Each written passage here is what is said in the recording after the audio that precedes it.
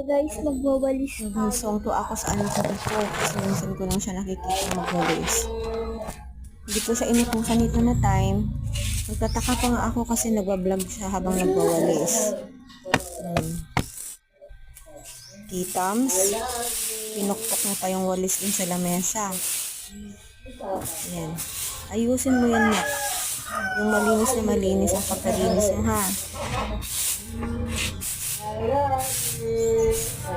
Ayusin mo talaga yan.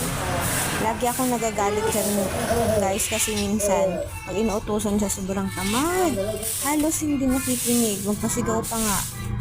Inuuna niya pa na mag-computer kaysa magtrabaho. Tulungan man lang ako. Pero ngayon, pusa niya ng pusa na siyang magwalis. Buti na lang. Buti na lang talaga.